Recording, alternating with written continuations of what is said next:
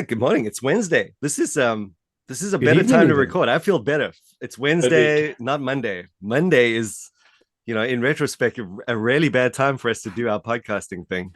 I mean, this Yeah, Monday, if we had recorded on Monday, it would have been like the yeah. end of the world. I was not good to go this Monday. This is a much better time This slot is a from much my better end time. as well. So Lee Yeah, rescued us from our usual time slot yeah. and has opened up new horizons for us. Thank you, Lee. We have Lee in, shall we call this the studio? In In the the hot Zoom seat. In the screen house. in the house. Again, the much anticipated follow up where we began talking about, well, I suppose it was the forward of the book originally, and sort of evolves, and we've got all this landscape stuff to talk about with Klein and Two Kingdoms, and the subject of Neo-Calvinism obviously has come up for us a few times. It came up for us then. We've touched on it. It's a point of interest and frustration, and kind of just feels like we all just need to probe it and think about it. Of course, it's so popular at some level, and yet it's very obscure at another level. So it feels like a topic that just needs more discussion and more uncovering. It also feels like it's quite controversial because you can't really say anything about it without getting into trouble with neo-Calvinists, because you're always going to get something wrong. So I think nobody wants to talk about it, and so I thought, let's just talk about that. Let's do what we do, and Lee was thankfully willing, and so here we are. Hopefully we will add some awesomeness to the show, having him on, and it won't just be complete, just us thinking to ourselves. But in terms of starting off, I mean, it's such a big discussion, and trying to get to where we want to go with this. We have sort of been toying around with this territory anyway, with going through the book. So since we had Leon last time, we've we've continued to just work through the book. And I think we must have mentioned that toward the end of the dissertation, I'm sort of saying, look, there seems to be some sort of form of neo-Calvinism out there that's not that bad, that it's not really saying, it's not using the language that Kleinians would want to use, or the Two Kingdom guys would want to use, and it's saying things that are a bit awkward to us, or perhaps, but when you get down to it, it seems like they're actually not saying something too, you don't want to squabble over it for no reason, just for a semantic reason. So if we could just get this substructure thing happening, if everyone could just sort of lock into the common grace thing and to the, everything Klein's doing there, then it feels like it will just provide the safeguard necessary for at a more important level than just a semantic sort of use of some words that in the way that I don't like using them. Or it feels like that's I'm not like 100% confident that will work, but at least that's something that perhaps is worth talking about. And the emphasis there is on the some forms of this will only work with some forms of neo-Calvinism, which sort of begs the question, what is neo-Calvinism anyway, right? Because you get a whole lot of I don't know, definitions and ways of that people go about it. Just recently, well, it's not that recent now, about 2012 was it, or 10, or I'm not sure, when Kingdoms Apart came out, engaging the Two Kingdom perspective. Who was the editor of that? Ryan someone? Lee, you remember that? Ryan McElhaney. There we go. McElhaney. I think I said it differently. Nice. And so there was that book. And then there was more recently, in fact, it was right when we were just saying my book came out, Neo-Calvinism, a Theological Introduction. And that was by these podcast guys, Nick. Grace in Common? Grace in Common, right. And Brock and the other guy? Yeah. Ray Sutanto and Oliver Corey O'Donovan? No, not O'Donovan. Sorry, Lee, you had his name there? Gray Sutanto and Corey Brock. There we go. Done. That's so they came out, right? And I would see them in a very similar sort of category, in that you read through those books and you come away thinking, all right, well, good, that's fine. That's not really what I had in mind, because like when I'm thinking neo-Calvinism, I'm thinking like Shalom neo-Calvinism, or the creation order neo-Calvinists, and the Doyavirian down here and the Walterstorff down here, and Timothy it's Keller. sort of, yeah, and it's sort of like there you see the actual what can be done with this thing we call neo-Calvinism, and more of the problems emerge. And to be fair to Sutanto and Brock, I mean, they did say. They were defining Neo-Calvinism by basically this little window that happened there with Kuyper and Bavinck, and they were going to just use that to form their classical version of Neo-Calvinism. And maybe that's helpful in that it sort of takes a step forward and going, well, that's the kind of Neo-Calvinism I don't have that much problem with, versus kind of the more creation order stuff and whatnot. But, and this is the last thing I'll say, then I'll hand it over to you guys and we'll just kind of talk it out from here. That does, I think, some of the critique, and I felt coming away from that book, having just recently finished it, that it's almost like I had a few problems with it in that, I appreciated what they were saying. Like what they were saying was very similar to my reading of Kuyper, basically. And look, I'm not a Kuyper specialist by any means, and I've just kind of read through some of his material, and it seems to resonate with what Kuyper was putting there. Bavinck, I mean, I think it sounds like Bavinck has taken it a step further than Kuyper, that's again my intuition there. Don't know how correct that is, but it feels like they were constantly collapsing Bavinck and Kuyper together and not really giving us a different read of the two theologians. Number one, and then number two, it's sort of, it felt like it was when it came down to the real issues that where Neo-Calvinists have gone with these points that they were making, they never really spelled that out or never really showed, where those differences lay. So it left you with a slightly frustrated sort of, okay, well, I can get that that's what they hold to, but how is this connected to the rest of the story? So I think, and then, for example, I pulled up a random, the Neo-Calvinism Research Institute. Here's another good example of the kind of, it seems like a fair place to go to get a definition for Neo-Calvinism, right? So what is Neo-Calvinism according to the Neo-Calvinist Research Institute? Neo-Calvinism as a strain in the Christian tradition stands in line with Augustine, Calvin, and many others. All right. And we're like, yeah, that's fine. It is world transformative, focused not only on the church, but on society at large, and is committed to the common good. Neo-Calvinism has given a new impulse to the Christian tradition from the late 19th century on, offering a specific contribution to the reflection on the relation of Christianity and modernity. I think that part's helpful. For a century and a half, Neo-Calvinism has been an immense transformative power in church, state, and civil society in the Netherlands and abroad. So there we go. That's some stuff on the table. What do we think? Any thoughts about Neo-Calvinism? You've recently read the book, right, Lee? Yes, the book by Cory Brock and Grace Sutanto. You talking about that one? Yeah. Yeah, I read the book, and I was appreciative of their stance at the very beginning, where they say that they want to distance themselves from the North American, more transformationalist version of Neo-Calvinism. Yes. They say that at the beginning, and then they say it again at the very end in their 16 theses, right, where they say that recreation's end, this is thesis 14, recreation's end is brought about by divine agency alone. Yes. And brings creation to its original goal, that God would make his dwelling place with humankind in a consummated and sanctified cosmos. In other words, we're not bringing in heaven by our own common grace activity and in the cultural realm. Yes. So I appreciate that. I appreciate that they're trying to distance themselves from some of those more modern expressions of Neo-Calvinism that we're familiar with here in North America, and right. I assume also in New Zealand and other places as well, but not only North America, but it seems to be kind of the dominant strain. Yeah. I was trying to think, what would be a good representative of that position? And the name that comes to my mind is Al Wolters in his book, Creation Regained. Do you mean of the North American? Yeah. Yeah, totally. I agree. Yeah. I mean, but the other question would be, who would be a good representative? Who would be a good representative of what they're saying Neo-Calvinism is? Brock and Sutanto.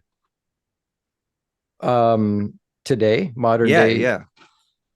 I think you would have to say Brock and Sutanto. I mean, I know, can't but I think- mean, so this is kind of what I was Yeah. thinking. I mean, like that's all they Yeah. got, right? I don't think there is a guy that's that balanced today, right? Other than what they've just proposed, which on its own is kind of like, well, that's kind of interesting to me. But anyways, let's go back to your issue there. Yeah, because I agree, Walters is the guy for the Yeah. more extreme version. Yeah, Yeah. Wouldn't they And claim Bavinck as sort of their paradigm? maybe.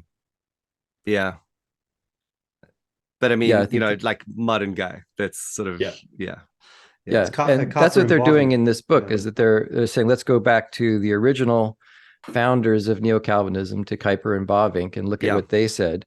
And so this book is very helpful for that. I Mhm. love the fact that it's full of, large block quotes Yep. from both Kuyper and Bavinck, Mhm. and showing us the sources of their thought. And so it's a very helpful exposition of Kuyper and Bavinck's version of Neo-Calvinism. Mhm. And you could say that's not just a version, that's the original form, right? Yes. And then yes. everything after that is a version, or perhaps a perversion, as some Yeah. might say. Yeah. So then the question becomes, so what then is the difference between Kuyper, Bavinck, Brock, Sutanto on the one hand, and someone like Al Wolters, transformationalist, on the other? Where do they differ exactly? Yeah. I've got this copy and paste from Van Drunen's Natural Law and the Two Kingdoms. Let me quickly read that, because I thought this was much more helpful as an actual definition, taking the whole thing into consideration. I know I'm kind of like stepping into the war zone quoting Van Drunen to like Neo-Calvinists, but still, I think he gets this right. And I think when he says those taking this perspective continue to commend a high view of God's work of creation and many other themes, clearly reflective of historic Reformed theology. You're getting that, right? But for them, the foundation for cultural activity is not so much the creation order as it is being preserved, as it is God's redeeming the creation order and moving, as it is God's redeeming the creation order and moving it toward its eschatological goal of a new heavens and a new earth. A common motif of Reformed Neo-Calvinist thought is that of creation for redemption. God created all things fell, and now God is redeeming all things. Rather than two kingdoms, these writers affirm one kingdom of God. This kingdom encompassed all human activities and institutions, was originally created by God in perfect righteousness, with potentialities that were to be actuated in history, was corrupted through the fall into sin, and is now being redeemed from the corruption and advanced towards its eschatological goal. Christians are not to dismiss any area of life. Sorry, I got this print so small I can't find. As outside of God's redemptive concern, and thus are to seek to transform all activities and institutions in ways that reflect the kingdom of God and its final destiny. I think that's a really good summary of what I see broader Neo-Calvinism to be. So I'm just thinking, in light of what Brock and Sutanto say, that's the difference to me right there. They haven't approached it through that lens at all. What do you think, Lee? Yeah, I think you're right. I think you're right on. For me, one of the key passages that really stands out is the one that I quoted in the foreword to your book, where I quoted from Al Wolters, where he says, "The new heaven and the new earth the Lord has promised will be a continuation, purified by fire, of the creation we now know." And not only just the physical creation itself, but also the cultural dimensions of what has taken place in history on earth. And then he quotes that famous verse that all the Kuyperians love, Revelation 21, that the kings of the earth will bring their splendor into the New Jerusalem. Yeah. And so he says this very likely refers to the cultural treasures of mankind, which will be purified by passing through the fires of judgment like gold in a crucible. And so there's this strong idea of continuity, not only between this creation and the new creation, which we agree with, but continuity even in the cultural dimension as well. And so that to me is, I think that Brock and Sutanto are severely qualifying that part of it. Yes. And they point to passages in Kuyper and Bavinck that support that qualification. And where you see that Kuyper and Bavinck themselves are saying, no, it's not going to be just that all the stuff we do now in terms of cultural activity is just going to carry over into the new creation. Yeah. There's going to be a decisive break. Yeah. And that's why thesis 14 at the end of their book is so helpful in that regard, that recreation's end is brought about by divine agency alone. It's not by our work. We're not bringing in heaven by our own work. Yes, huge. Yeah, so isn't it also true that they were those guys, Brock and Sutanto, that weren't they also trying to link Bavinck to Voss as well? And so weren't they, because there was that strong connection between Bavinck and Voss, and they were trying to sort of bring Neo-Calvinism or highlight the connection to Vossian theology. I might be completely off pace here, but I think there was something like that. And maybe that is a reason for some of the moderation, some of the caveats that are being brought out, because they're trying to see that connection to Vossian thoughts. Am I making this up, or have you heard? I don't recall that being discussed in the book.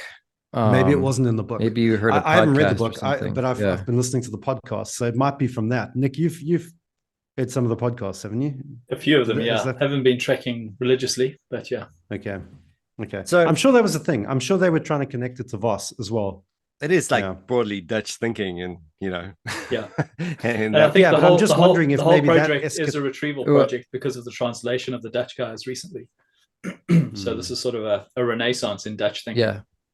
Well, there is one point, though, that we do need to recognize, which is that Voss and Klein both were very strong on this idea that the covenant of works had an eschatological goal to it, and that if Adam had passed the probation, he would have been advanced to that higher state of glory. He would have eaten of the tree of life and brought all of creation into that eschatological goal.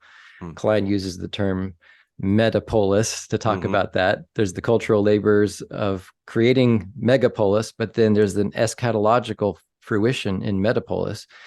And Voss also talked about that he had used those words, megapolis and metapolis, but he was very strong in this idea that eschatology is prior to soteriology. Yeah. And that there's an eschatological goal embedded within creation itself. And so that then creates this, when you get to the issue of what happens after the fall and then redemption coming into the picture, what is it that Christ as the second Adam is doing? Well, he's bringing about that original goal, but through a redemptive means, through the cross, through his obedience, and so on. So that basic idea, that's kind of a Neo-Calvinist idea. And you can see some similarities there between Voss and Neo-Calvinism on that point. Yeah. In fact, Mattson, are you familiar with Mattson? Yes.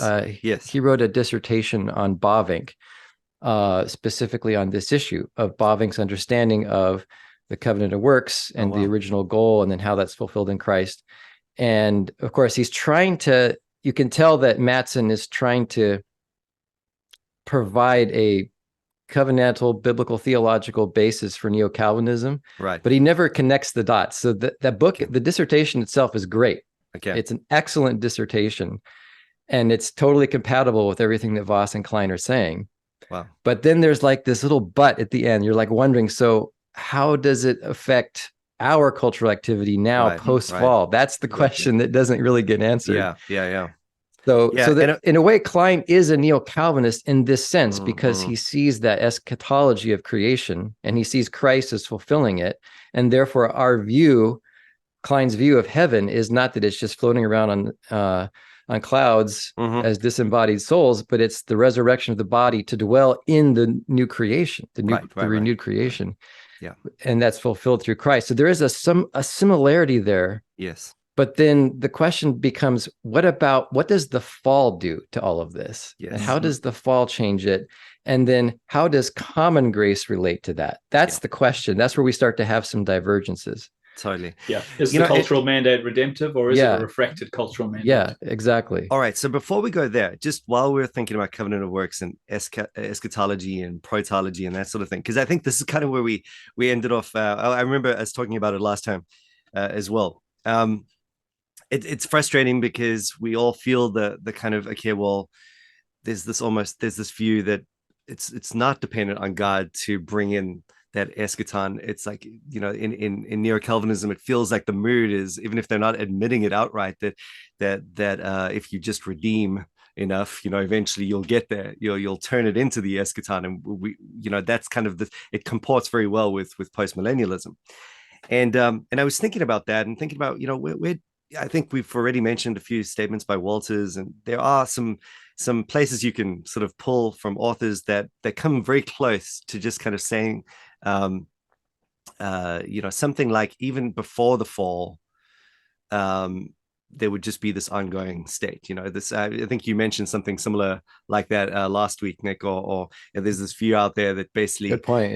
Yeah, you just sort of in the garden, and if you just do the work, eventually that just becomes, you know, Metapolis isn't really even the right word for it, because it's just megapolis maturation into, yeah.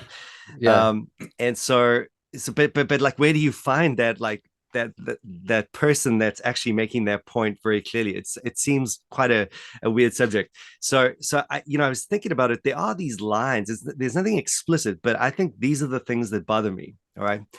Number one, you've got this emphasis on this creation versus otherworldliness, right? There's that comes through you've got a lot of statements about you know, heaven is not sitting on the clouds, as you just mentioned there, Lee, and we agree with that, right? But it's just like that then gets like turned into this whole thing where this world and this creation is just dominant. And I think when I remember reading through what was his name, William Dennison, I think his name is, who wrote his essay about Dutch Neo-Calvinism, and he was just saying, coming out of the Enlightenment, and it's, you know, it's sort of backing off from Roman Catholicism with its emphasis on otherworldliness. Yeah, you have this kind of working with the culture of the day to see what can be done in terms of this optimism and so forth. So there's real emphasis on this world versus the otherworldliness. The second that we all know is that they don't like the idea of supernature in Roman Catholicism. So it's like grace, you know, general wariness of anything at that supernatural discussion, and more grace restores nature. So it's sort of the same point, but it's just another way to go about it. The other thing is, and I got this from reading in the Beck and Sutanto book, Lee, when they talk about the man's state, even when they talk about it, I pulled this little copy and paste here. He says, in the garden, we must suppose that the first humans would have transformed into a higher state without the mediation of death, and that this higher state would have been the natural development of human life as God intended. now they qualify it again, but it's these little words that slip in. This is not to say, however, that the state of glory would have come because, back off, because look at the emphasis now. This is not to say, however, that the state of glory would have come because glory was already present. So even when they talk about a transform into this other state, they don't even want to talk about that as a different state, because the glory is already there. There was to be no shift in either the ethical or the ontological state of Adam. It was not that humans were to become supernature, or they were to transform to a higher state of righteousness. That, you know, so the statements like that have me on the rest of it, but that they were to mature. Yes, there we go. Yeah. In order that God, in the order that God had already made them. Wow, how did you get the same? Did you have that same quote highlighted? Or? Yeah, I have it right here. Am I looking at how the heck it's on page 147. Nicely, nice. All right, well, there we go. So that was the kind of, so that what do you call that? The maturation of man thing. Yes, you know, that's and they even say the tree of life is the sacrament of maturity. Oh, right, they did say that. Yeah. So that's got me like a little bit on the back foot. Okay, so let's put that as number 3. Whereas right? Klein and Voss would say, no, it's a very clear moving from a state of probation to a state of being confirmed in righteousness by passing the test, by actively fulfilling the requirements of the covenant of works, and then being passed beyond probation to this higher state that is granted on the basis of the obedience of Adam. So it is now clear, like, it's like a block, like you have the foundational block, and then you have this added block of glory on top. Whereas they want to see it like a tree, like an Yes. organic maturation, and the tree just kind of grows into heaven. Exactly. And the problem, I mean, you could see how the cultural discussion down the line after the fall, which is where we want to go. I mean, this is the all important point for me, because I mean, if it's true even before the fall, that we weren't going to sort of redeem, that's the wrong word, but we weren't going to sort of bring in heaven by our own sort of cultural work. How on earth is that even a consideration after the fall, right? But so this is why that's important. But let me just round up here. The fourth thing that again sort of has me on the back foot in terms of the kinds of thing that they're saying is the way that often you do have a post-millennial, because I realize that not all neo-Calvinists are post-millennial, but often they are. And as soon as you add post-millennialism into this, it's like you've got all of those other features that just kind of hook around this one, and then all of a sudden you got this accumulative mass that you sort of this misty thing coming at you, and it's coming at you from all these different directions, and that's the problem. I love what Van Drunen said. When they're so the emphasis is on grace restoring nature, and the way we're getting at it, if you keep those lines clear, is not that grace is restoring nature, but common grace is preserving nature, we're saying, after the fall. And then like a redemptive grace is consummating nature, so you need like two verbs, not one, as he puts it. And I think that's helpful, because that's right on. Yeah. Good. So any well, maybe just to sum up what we've been saying so far is we are grateful that the present neo-Calvinists with seatbelts are not over-capitalizing on our works and falling into that wacky form of neo-Calvinism that we are all worried about. But we're questioning the covenantal substructure, which holds up their cultural mandate, and asking the questions of, but does your covenantal substructure substantiate or imply where you want to go with your cultural tasks? Yeah. So I mean, be consistent with what you're trying to say. Yeah. But is the intention here? Okay, because I was thinking a little bit about like what exactly is the neo in neo-Calvinism, right? So it's Calvinism with a neo. What is it? Just basically trying to take, that basic reformed thought, right, or Calvinistic thought, and trying to and deliberately trying to fit that to like a general worldview for the entire cosmos. Is that the whole like intention behind it? Was that what Kuyper and Bavinck were doing? Because if it is, then it strikes me that it's always going to at least be likely to slip down into that sort of trap, because that was the intention from the start. So I mean, because it wasn't like well, correct me if I'm wrong, okay, but this is the way I understand it. Tell me if I get this wrong. But neo-Calvinism wasn't necessarily a kind of just purely a modification of eschatology or purely a modification of a covenantal theology or something like that. It was a deliberate intent to take Reformed thought and expand it to including thinking about culture, theology of politics, culture, and life, theology of worldview. Exactly. Yeah. So exactly. So you're just kind of taking the blanket and you're wrapping it over all that as well, and then bringing it in. Is that? I don't like that. According to the intent of neo-Calvinism, and if it is, then any way you slice it, it's going to always, it's always a slippery slope down into that pitfall. Yeah, according to Brock and Sutanto, they address this question in their book in chapter 2. It's titled Calvinism and Neo-Calvinism. And so they're asking, well, what does this mean? What does the term neo mean? And basically their summary of it is that I'll quote here from page 16, while they insisted on their dependence on Reformed orthodoxy, Bavinck and Kuyper were self-conscious that their retrieval of Calvin signaled something new, as they were motivated by the distinct questions of the modern age. So, okay, that reminds me of this from what's his name, David Payman, I think it is, from the Acton Institute. He said the extent to which, because he's critiquing this book, and it just sort of resonated so much with what I was getting there. The extent to which Neo-Calvinism differs from or dovetails with other contemporary Protestant traditions cannot be discovered from reading this book. And I was just like, well, this is the point. We want to know what the Neo is, and this is like, what is the Neo? We can't figure out what the Neo is. Well, can I plunge us into a specific question, and maybe we can maybe develop the covenantal substructure through addressing the question. So what would the difference be between the Neo-Calvinist and the R2K approach to vocation? So we both draw a line from Luther.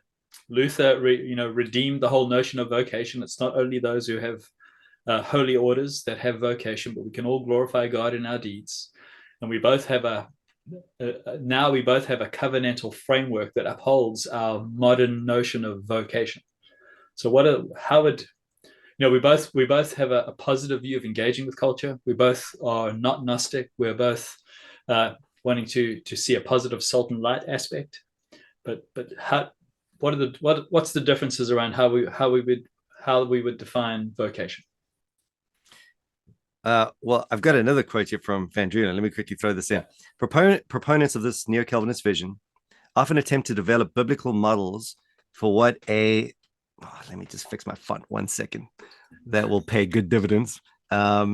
Proponents of this vision, biblical models for what a redeemed, transformed society would look like, to construct a Christian account of all of reality through a reformed world and life view, and subject non-Christian thought and action to radical critique. So I think that's really helpful in terms of like their things that they're aiming for, right? Though they may cite Dutch polymaths as drawn from the thought of from Calvin in particular, the differences between Calvin and his Neo-Calvinist followers today are often striking and yet largely unobserved. For instance, Calvin identified only the church with the redemptive kingdom of Christ and denounced the claim that the civil government was a part of Christ's kingdom. And you might say the same for like vocation and so forth, right? Yeah. But today, Reformed intellectuals frequently assert that Christ's kingdom penetrates every legitimate social institution, and ordinary Reformed people are found ordinary Reformed people found goat breeding societies on a Reformed basis and wrestle with how to develop college football programs in accordance with the Reformed world and life view. So this is like what we find, this is on the ground.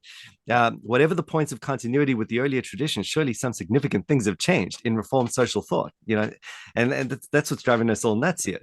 Coming back to the vocation thing that you just brought up, in that, there's a clear, I think that's the fundamental difference. I mean, a holistic worldview theory is at the bottom of a lot of this.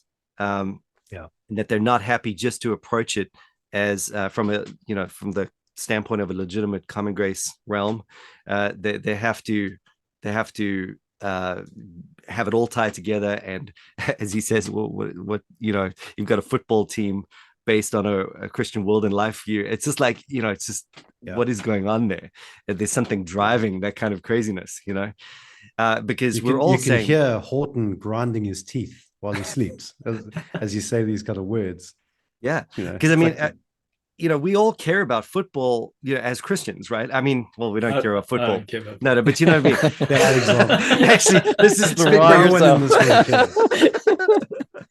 Well, I mean, what I meant was, let me restate that. We care about conducting ourselves as Christians, no matter what we're doing, even if we're playing football. So, certainly that much is, in agreement. But, that's kind of, why do we have to move on from that? Why do we need the football team to reflect the Reformed world and life view, But isn't this kind of connected to,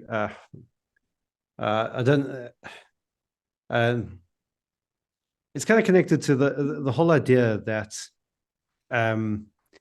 isn't it for Bavinck and for Kuyper, and that basically, the Reformed way of thinking about things is like the only way of it's like everything out there, like all the different cultures, right, or they're pagan or whatever, like basically they're all just versions or distortions of a Reformed worldview. So it's like the whole presuppositional thing, a little bit like the way that the apologetics happen and that kind of thing. So when you're talking about vocation, and when you're talking about trying to have this kind of holistic view of society. Really, what you're saying is, Reformed Christianity and taking that worldview into the culture is really just making it what it was always supposed to be. Right. It's the only legitimate way to think about anything. It's the only, the only legitimate way to think. Exactly. Yeah. Yeah.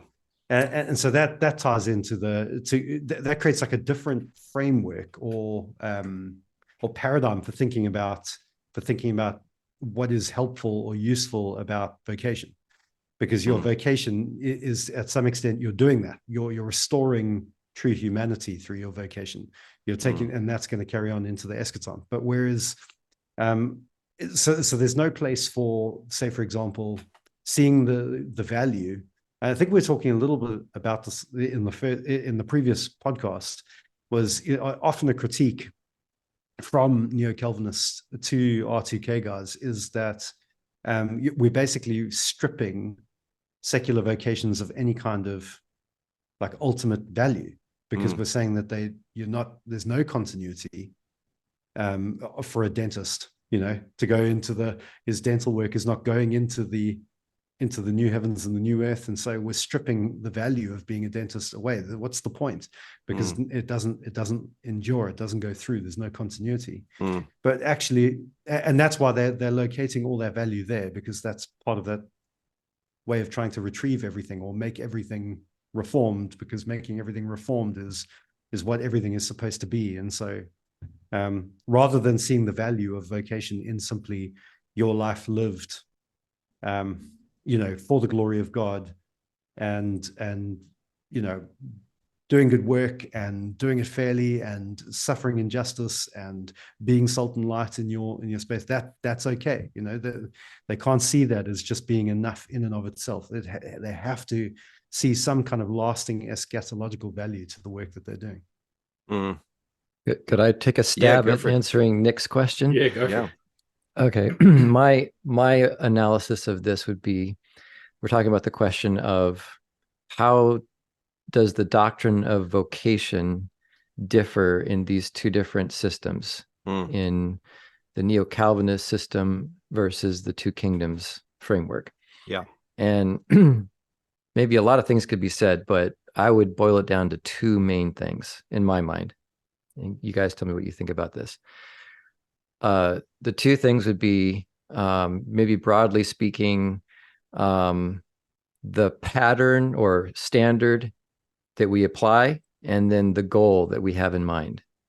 Those seems to be the two main areas. So what is the standard or the ethical norm that we apply to our common grace cultural pursuits outside of the work of the kingdom of Christ and preaching the gospel in the church? We're talking about, pursuing a vocation as a footballer or as a whatever it is. I would say that I think the two kingdoms view would say the standard is the standards that God has revealed in creation and conscience through general revelation. And of course, if you're a Christian, that's your understanding of what the content of that is going to be informed by Scripture. Right. But even then, you're still looking at general revelation, which could be summarized as natural law, right? Yeah. So that's the standard for your activity in that area. And then the goal is different too, because let's go back to that first point, the standard. In the two kingdoms view, the standard is natural law or natural revelation. In the Neo-Calvinist view, the standard or the ethical norm is the Christian worldview, which is not just natural revelation, but it's the entire system of Christian theology, the gospel, everything. It's like Berkhoff systematic theology, chapter 1 to the end, the whole thing. That's your standard. And so there's this idea of a Christian worldview where your view of the incarnation, your view of the sacraments, your view of eschatology is all tied into this. You can't separate that out from natural revelation. Then on the second topic of the goal, I would say the difference is that for the 2K view, the goal for our involvement in cultural activity or our vocation is to be a witness. We're a witness to the world around us of our faith in Christ and of our obedience to him. But we're not trying to bring in the eschaton. We're not trying to achieve a post-millennial vision. Whereas for the 2K view, and of course, this is where you see different views. Some are more heavily transformationalist, like Walters, who say, no, you're actually bringing in heaven. Others will be a little bit less triumphalistic than that. But even they, like in the book, Neo-Calvinism, they quote from Sutanto and great quote from Kuyper, who uses the analogy of the tulip, which is a fitting analogy, right? Because of the 5 points. But they're talking about literal tulips, and they say, like the tulip with its bulbs safely stored until winter passes, the germ of this common grace will be replanted and blossom all the more in the new creation. Right. So there's some kind of continuity there, even with this less triumphalistic, less transformational, not quite post-mill, probably still a-mill, but it's almost like there's the still platonic, something. Platonic form makes it all the way through. Or something. There's still something. We're still somehow contributing to the new creation in some way. Not clear exactly how on their view in comparison with someone like Walters. But the goal is, you're bringing in the kingdom. You're transforming all of life. Because it seems to me that we all have a common concern. So in the Reformed camp, generally speaking, because we're speaking about the Reformed camp family, we're not fundamentalist. We don't have a particular stance towards culture that sees the city of man as satanic. Okay, so we're all agreed on that. We're agreed with that. We're all agreed that Christians have a positive role to play in society and that our good deeds matter. They're a place where all sorts of good stuff takes place, and we want to see a positive. We all want to get up on a Sunday and preach positively that our people can go out into their work and glorify God in what they do. But it's the nature of that work and what it's building and how it relates to the kingdom, and how it picks up Adam's original task and in what way, where the differences are coming in. And how to see the value in it. So on the value front, where does the value lie? Back to that value issue. As Lee said, there's the witness element, obviously, salt and light, so forth. But I think also, what we are saying, based on this Kleinian sort of piece on common grace as well, and the legitimacy, common grace is not just there, for no reason. But when you're in vocation, you're contributing to the ameliorative ends of that common grace is there for. So in other words, you're allowing a kind of human flourishing, even to use their shalom, language and so forth. And, this is kind of why I see some sort of hope and optimism if we just get the substructure right, in that, go for your life, just work it out. Spend your day trying to figure out creation norms, do whatever you want, but at the end of the day, just know that this is not for bringing in the kingdom, but for allowing a solid common grace platform upon which God's work can go forward to bring in that kingdom. So in other words, you want in on politics, go for it, work hard at politics as a Christian. Not bringing in a Christian political regime or anything, but just as a Christian in politics, knowing that there is value in your work, maybe that's too significant. Let's go with the dentist rather. There's value in your work because you're easing pain, you're easing suffering, you're doing all of these things that help human life, so that we can get on with the task. There's penultimate value, but not ultimate value. There we go. Where we see it as part of restraining grace, not redeeming grace. But the penultimate value thing is real value, I suppose. It's still valuable, right? And so, you don't want to downplay that. It's extremely valuable. And I think a lot of their literature, when you actually boil down, when you read through a lot of what they're saying, they're actually only emphasizing that part anyway, in the Neo-Calvinist literature. So they're only talking about the penultimate value anyway.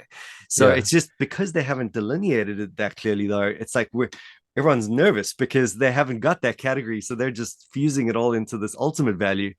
And if we could just agree on that, there's a lot of room to kind of work, I think, in a lot of benefit in reading their literature. Yeah. So I don't know. What do you think about that, Andre? I think it was great. I was thinking about? I was thinking that I was trying to formulate like an analogy in my mind, if you were a road builder, like a tulip, But now, if you're a road builder, right? Okay.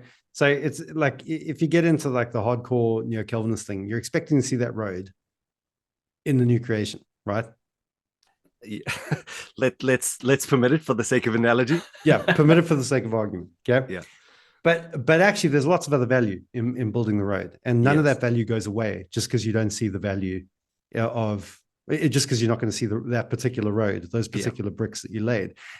Everything from just your general help to human society, through to the way that God may use that road then for the gospel to travel on, through to all kinds of things. So if you're a Christian road builder, you're able to witness to those around you by your own personal salt and light, witness of godliness and that, but you're also contributing to the health of society. And that also is then a means by which God can use to develop his kingdom. So you don't know how even your common grace activities can be used for redemptive grace purposes. See, that's what I was thinking, Mike. Neo-Calvinists get angry because Two Kingdom guys don't say that enough, or perhaps don't, because that was one of the things that surprised me when going through Klein. He was quite, again, just there's that little statement. I don't know if that was early Klein. I can't remember now where he kind of maybe softened on this, but he was, we have this mandate to master the atoms and so forth. He was like really full on about it, and that was his review of Bernard Ram's book on that's it, Christianity and Science. That was pretty early, wasn't it? 1955. Yes. Do you think he would rephrase some of that toward the end? No, or do you think, I don't think so. Yeah, he held it, right? So, and even just in Kingdom Prologue, the way he's talking about the Neo-Davidians and basically, expressing some degree of kind of thanks for what they're doing there in terms of just, whatever they're doing. And it just helped me realize, okay, well, he's not, he's putting this doctrine together, so to speak, not so that we can not do the cultural mandate, and that's kind of the missing piece. I feel like Neo-Calvinists get angry with Two Kingdom guys and Klein and whatnot because they think we're coming up with that doctrine so that we don't have to do anything positive and work at it and so forth. So I feel like if we just had to say that more and be like, yeah, well, actually there is this, we had to really labor on the fact that penultimate is value, and it really, and years because the Neo-Calvinists, they love to talk about, this is our vision for society, and this is how it could look if we really just roll up our sleeves and get to work and so forth. It's like a lot of that is, we're okay with everything that they're shooting for, not everything, but a lot of it. And and it's almost like if you could just kind of help them understand that, build it on a better covenant theology. Because here's some of the stuff that I find. Here's some of the stuff that I find missing. So we see the original cultural mandate as it was given to Adam as part of a covenant of works, and there was the promise of a Sabbath. Yes. If he worked at this cultural mandate well, there was a moment of Metapolis where God would come in, bring in the eschaton, and the new creation would arrive. Yeah. And so when we take go forth and multiply, we can't copy and paste it in the same way. We go to the Noahic covenant and there's no Sabbath. Right. There is no promised Metapolis from our cultural activity. It's a refracted cultural mandate. Right. That's the key. And so to speak of, here we are, we're made in the image of God. God worked, we work, therefore go and work and do your vocation to the glory of God and build his kingdom. It's to misunderstand the purpose of Adam as image in a covenant of works. It's to leave out the fall, the cultural mandate in the context of a covenant of works. And so to just bring the covenant, the covenant of works, copy and paste it in the Noahic covenant, is to play with the gospel. It's just and this basically misunderstand everything. This is Van Drieman's big thing as well. He's just like, that's exactly what's going wrong here. They're playing with the gospel, and I think he's right. But I also think that it's much easier to take hold of what that vision of human flourishing and all of life that they're selling when you are in a country where Christianity is still in some way, shape, or form like part of the system, right? But if you're on the losing end of that, if you're on the other side of the kind of secularization or post-Christian culture movement, right, and you start to think that, hang on, this is what the church should be doing, then the only way that you can do that is really by some sort of civil war, like some sort of some sort of coup. And I think that's the kind of danger that actually starts to look pretty ugly when you're the minority, because how do you then gain the power that you need to institute that human flourishing? Yeah, and it feels like, if you've connected it to the gospel and the cultural war is being lost, then the gospel's losing, and it turns into a mess. Yeah. To be fair, though, we do need to just be careful here and say, to their credit, almost all Neo-Calvinists, even the most like diehard Reconstructionists, say that no, it comes in by peaceful means, by preaching the gospel. Yeah, sure. And the more hearts are changed, then things will start to change in society. But they don't believe in, they don't argue for bringing it in by any kind of violence. Yeah. So no, absolutely. But I wasn't necessarily talking about like grabbing a sword or a shotgun. Although, I mean, I think there's a little bit of that sort of chat going on in the States. I mean, there's a little bit of the kind of grab your shotgun, because you've got the kind of tyranny. No, you're right. There is that talk going on, but it's not among these highbrow Neo-Calvinist academics.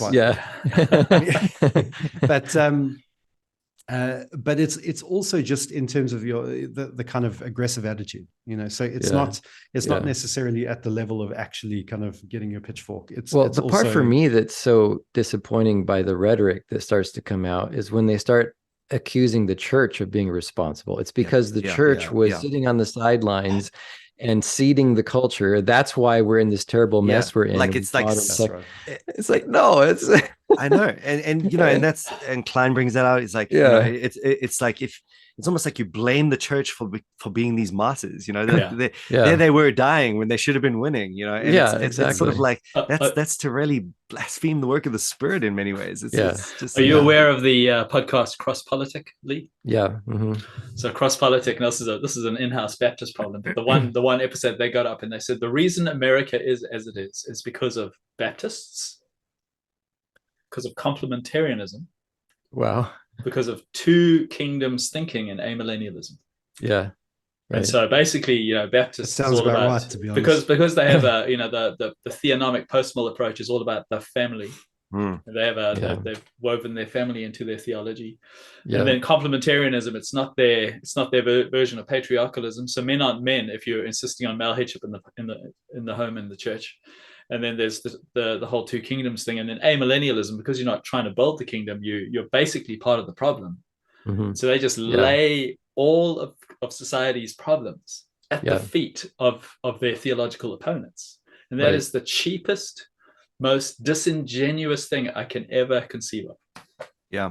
Well, it's totally like Nero blaming the Christians for the fire, Well, okay, let's swing this back into the realm of being a little bit more, generous to Neo-Calvinists, because you get a lot of better representatives. And I think a lot of, here's what often gets me thinking, okay, here's how I could possibly be a Neo-Calvinist. This is what would get me over the line.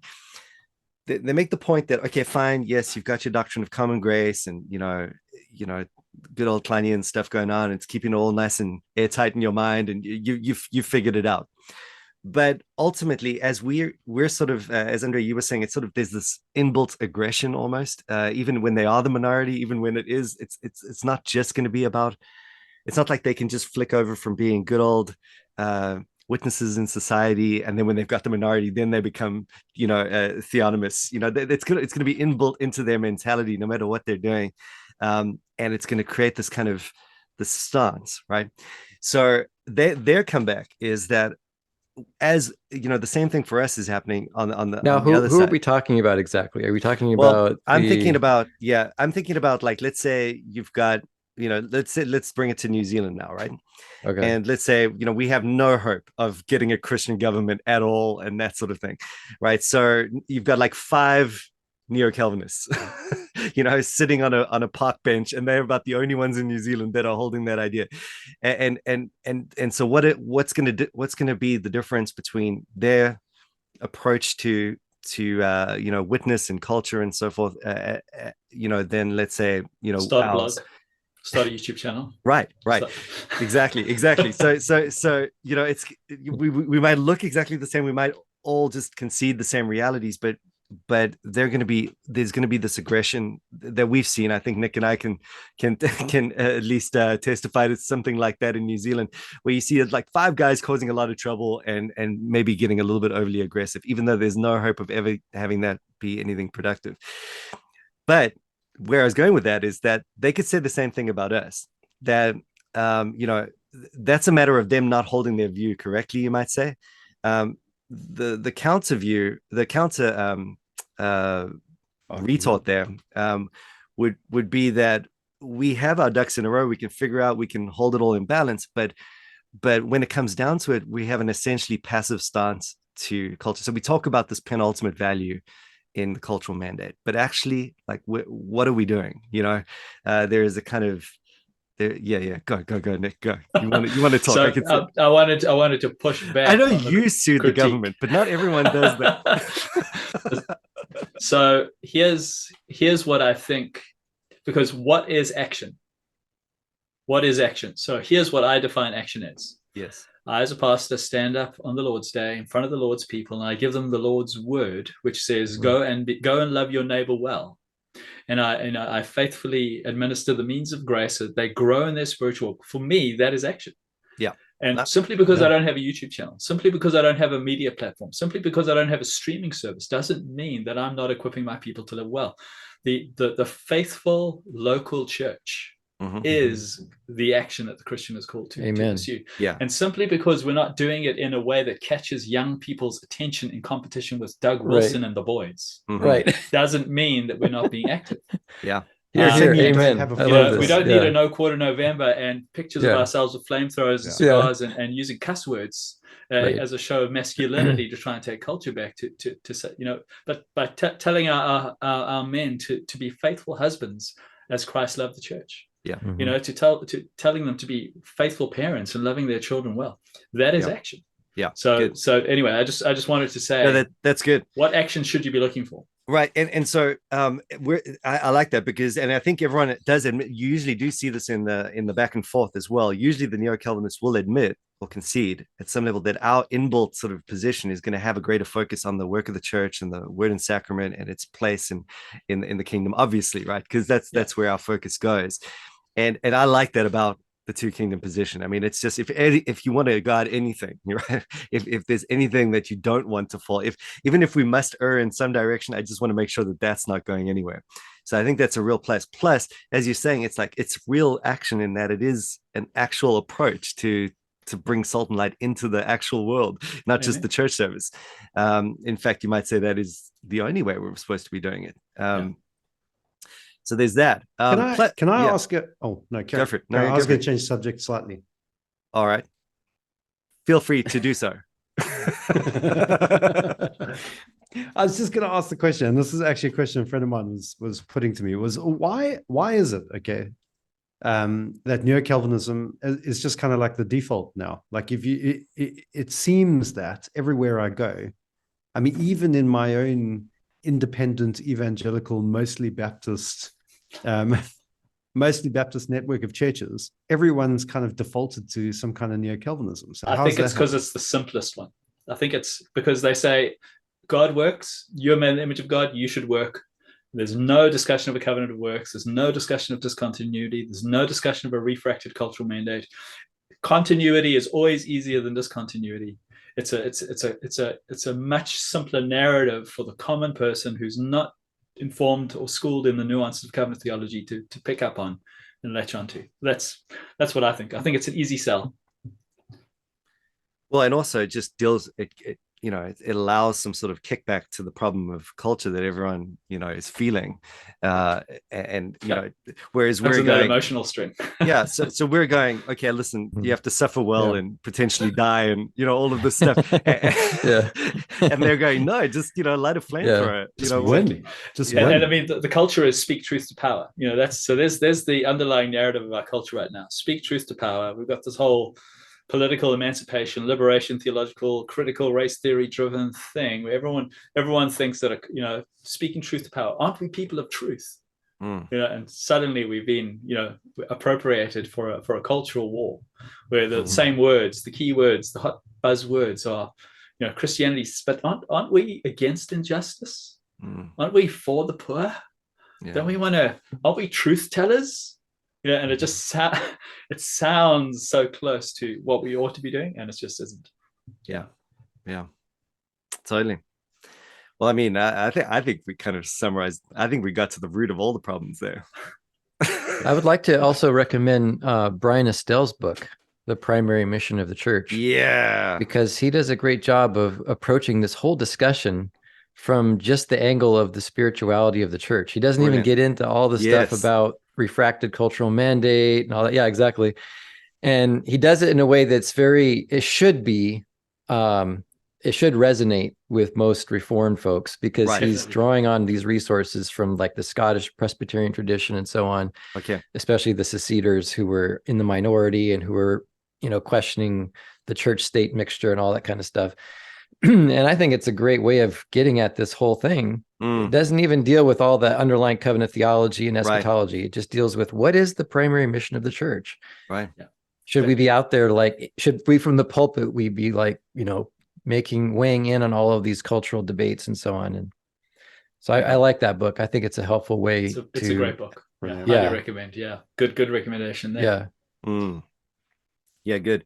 I think, I know, Nick, you'd want me to say this, but really what it comes down to is coming back to Hans Boersma and how he, how he talks about, really, if you want to look at where you see the world as it should be in the church, not outside of the church. If you want to look at where do you see culture as it should be inside the church. Yeah, is that his Roman Catholic kingdom as church thing? No, it's not Roman. Okay, well, I'm going to rescue this conversation because so thinking about he did write a great essay. I don't know what it's called now, but it was in fact Brock and Sutanto do reference this essay that he wrote about the way that the Neo-Calvinists they basically they really they started to rework the beatific vision. And this is in connection with the otherworldliness, problem, so it's like they focus on the worldliness thing, and the here and now, and trying to work at it, versus the more Roman Catholic stance of just like, the beatific vision fixes everything, and there it is. So obviously the Reformed have had to tweak that idea a little bit through mediation and Oren and whatnot, where we don't just see the naked God, we see God mediated through Christ. But I think he makes something like the point that even with that in place, or with that all that revising of that doctrine, which was necessary to some degree or another, there was it didn't have the place of centrality that it once did, and that you might even when I was reading that, I thought, well, that's kind of like another little theme that runs through. I mentioned those little things, those points that just accumulate. You've got another one like that just in the background there. It's things you might not see right up front. Did you have any thoughts on that one, Lee, just before we on the beatific vision? Is that what you're getting at? Or? Yeah. Did you read that section? Do you remember that? Yeah, it was an interesting section near the end of the book. Right. Yeah, I have no problem with what they're saying there. Okay. Basically they're focusing on John Owen's understanding of the beatific vision as being mediated through Christ, and as opposed to some more of the Thomistic view that we're just right. So they were engaging with Boersma on that piece, and I think Boersma was taking the more, well, he was just saying, I want more Thomistic, and so forth, but in the process, I think, and I think they're probably right in saying Boersma kind of overplayed the idea, and they want to say, well, there it is in Bavinck, and there it is in Kuyper, and so forth.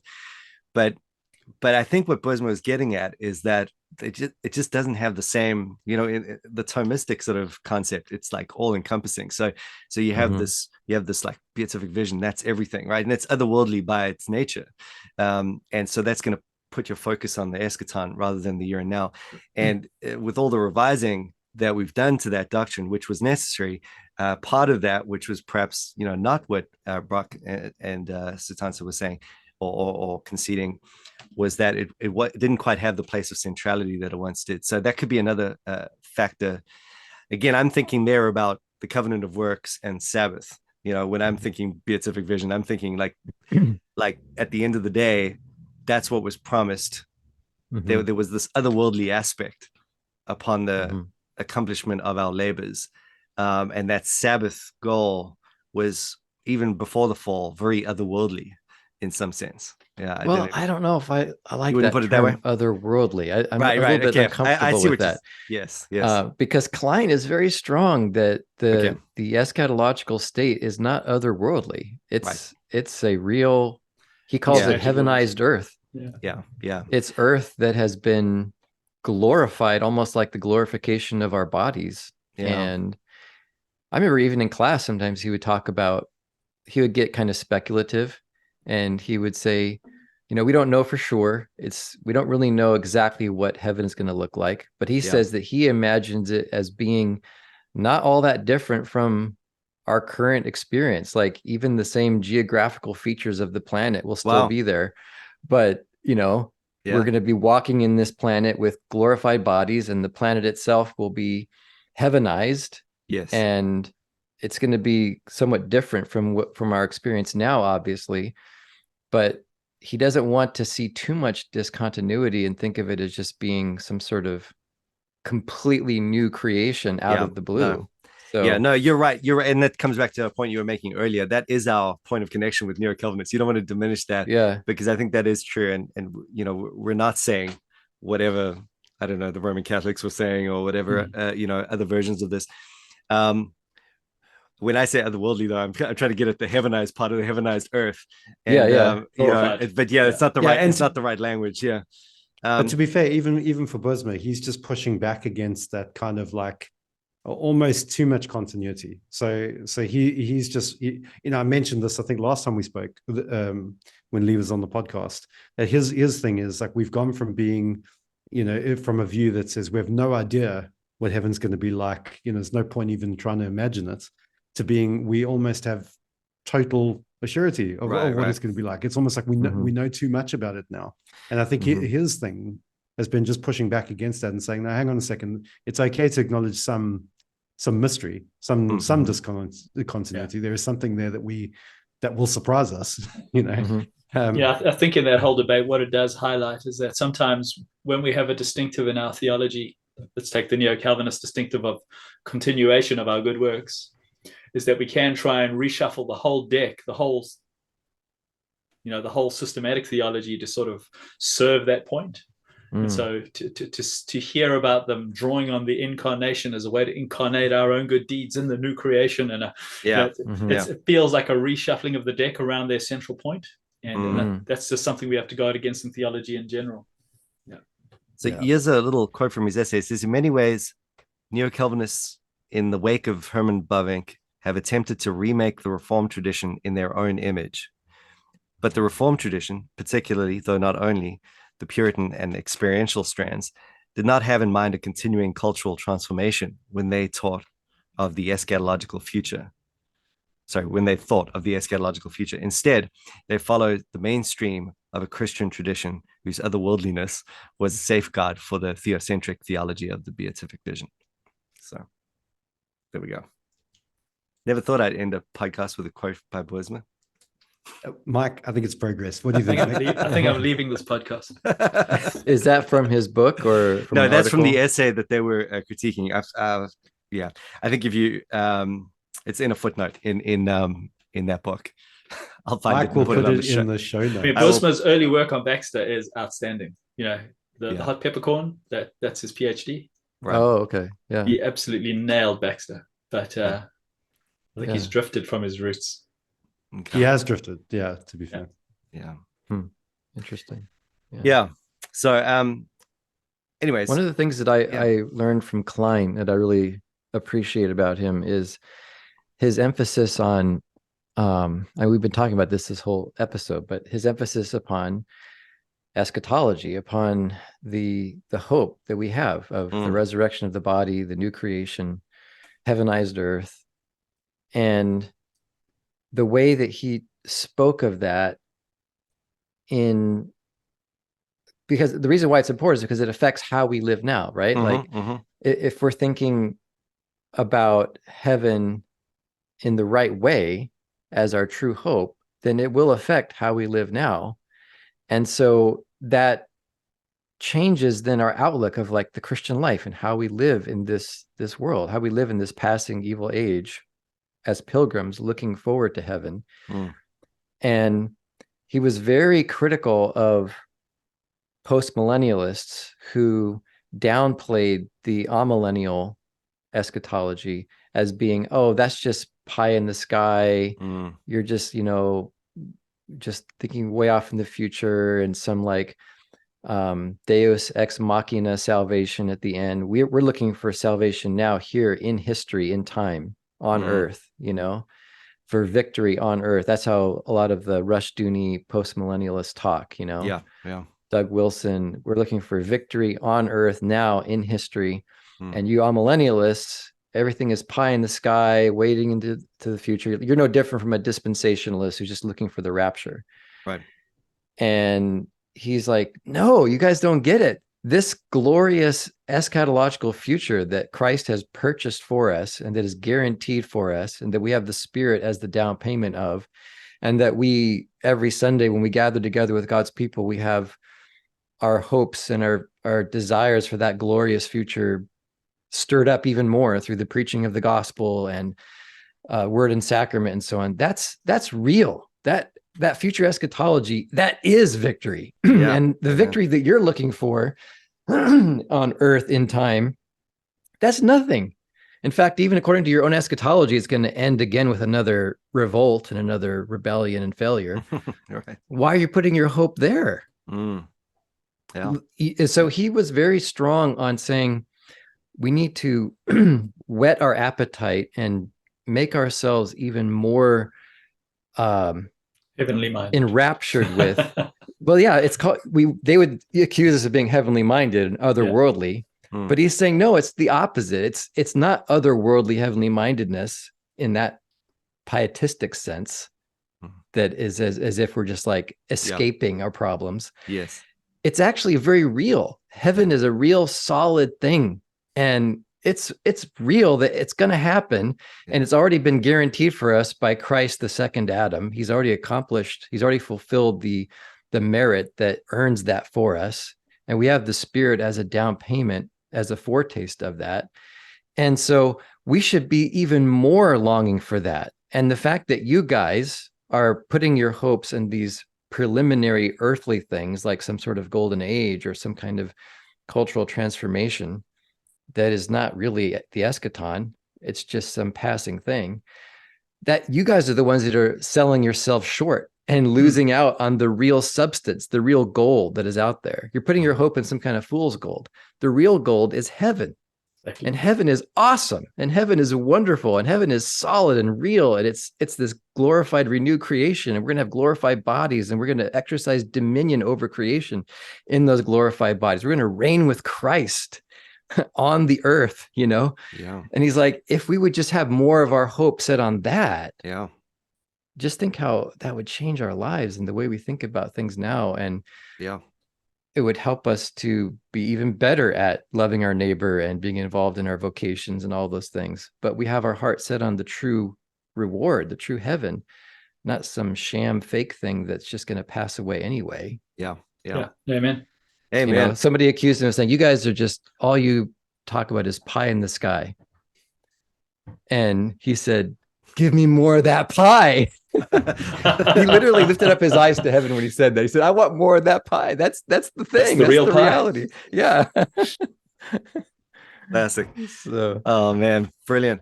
Well, that is the best way to end this. Let's leave it on that note, because that's exactly what I think that's what makes all of us tick. Just wanting to get some more of that out there and make sure that that's not lost in this whole discussion. If anyone does want to, I will try and put some show notes on this. One article we didn't really touch on, which is really good. I love it. I think it's by William D. Dennison. It's called Dutch Neo-Calvinism and the Roots for Transformation. He just goes through some of the stuff that we've been talking about in more detail. I found your PhD has some good stuff on this too. Yep, you can get the book. Always a plug for the book. Buy a book, make me rich. You're gonna have to buy more than one to make Mike rich. Yeah, who knows? Who knows how much? I haven't got an author's check yet. I wonder. I don't know if it's going to be the most depressing experience of my life or joyful. I don't know. But anyway, so and by the way, that article by William Dennison, it's published in the Journal of the Evangelical Theological Society.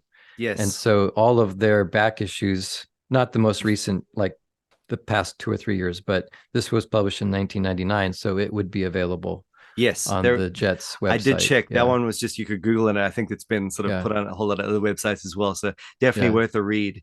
And then of course the book by Brock and Sutanto are that it's quite expensive, even for the Kindle version in New Zealand. I don't know what it's like in the States there, but Gray and Sutanto, or was it Brock? Gray. I keep Brock. Brock. It's Brock? Gray, Sutanto, and Corey Brock. Oh, Gray, Sutanto. That's it, Sutanto. So buy that book. It's worth a read, definitely, for just appreciating what Kaipe and Bhavink was saying, if nothing else, and just maybe in light of some of the discussion that we've been going through here, it'll provide you some further thoughts. And then what else should we say by closing up? Anything that people need to read or look at? Van Drunen, obviously. Go and read Two Kingdom for the correct view. A little bit of Hans Boersma here and there, just a little sprinkle. Okay, we'll put that.